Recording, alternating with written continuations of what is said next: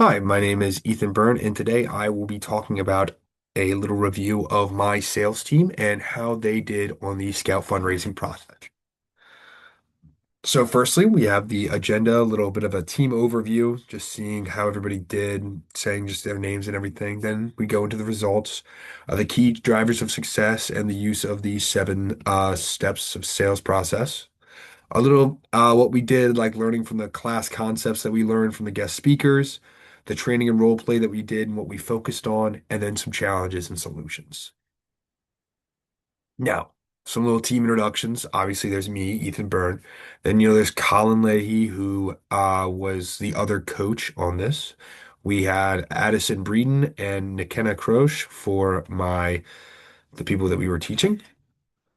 So, the results of our progress were the team raised $2,300 and achieved over 164% of the team goal.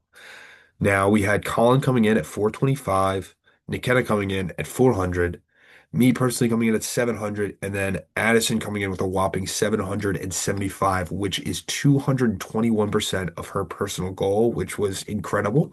She did a fantastic job on this project. Now, some of the key drives to success relating to the seven steps of the sales process. First, obviously, the research format, developing a prospect list. That was really important. Trying to figure out who to call and, what to say.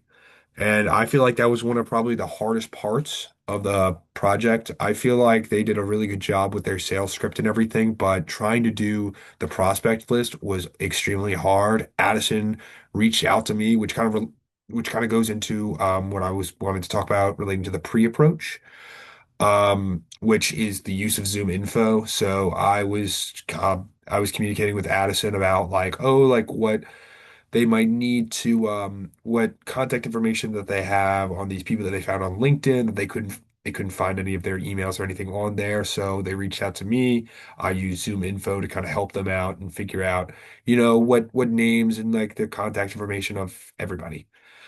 Now, going on with the research, approach through the use of personal connection. I personally find that to be one of the most important steps of the process because I feel like the personal connection was honestly just a sinker for all of the sales calls, at least for me. For example, like one of my first sales calls, I was talking to one of my friend's parents who I was in scouts with.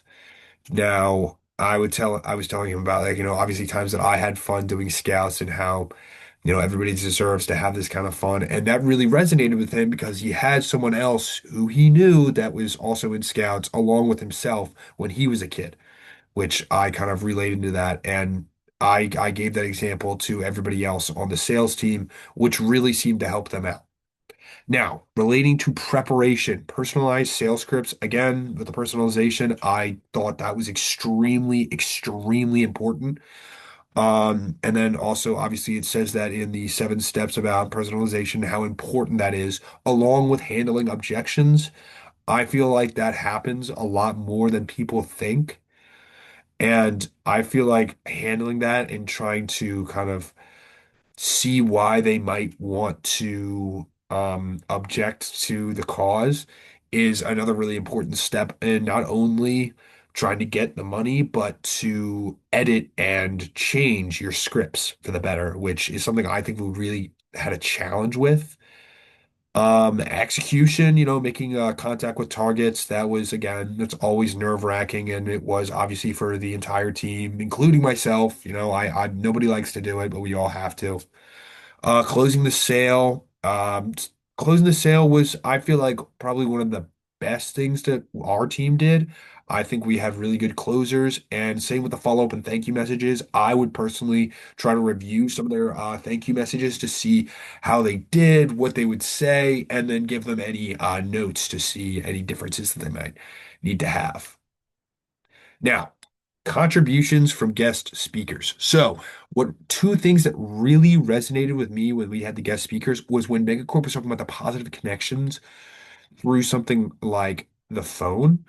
Northwestern Mutual talks about the persistence and confidence in calls, like relating to, again, the objections, which was, again, a huge, huge, big difficulty for our group. I felt like that was something we really needed to work on, which I'm going to get into with my next slide. So, relating to cold call training, we would go over the scripts, see what they would write. I would again try to make sure that they would have some sort of personal connection to themselves in the script so it would seem more genuine. And then I would also go through, the past emails that they'd send to some of the people, give them any notes or anything relating to, and just again with follow-ups. Now, a lot of them would sometimes get rejection and they wouldn't know how to deal with that. So we did a lot of practice cold calls where I would pretend I'm someone who wasn't trying to donate or something, or might be a little hesitant to try to see if they could either convince me or how they would approach that kind of call. And I feel like that was a huge help in the entire process of figuring out how to just talk to people in general through like a sales call. Finally, one of the big things is the use of tools. Stuff like LinkedIn and Zoom Info were probably some of the most essential things that we used in this project, especially when it came to the prospect lists. LinkedIn was obviously that helped a little bit, just to seek people who were in Scouts or the John Chambers of College and went there as an alumni. And then going into Zoom Info to actually find their contact information was such a huge help. I don't think I would have been able to make as many calls as I did if I didn't have Zoom Info as something to help me out. Another really big help, in my opinion, was ChatGPT, because even though I would also review some of their emails, their scripts, and everything else, I would always try to run it through ChatGPT and see if there's any other things that the chat might see and think that they need to edit. Because obviously, having something like a computer actually looking through for any spelling errors, grammar errors, anything else is extremely helpful and can make your speech just look way more professional. I mean, these tools were a huge success in personalizing these kind of connections.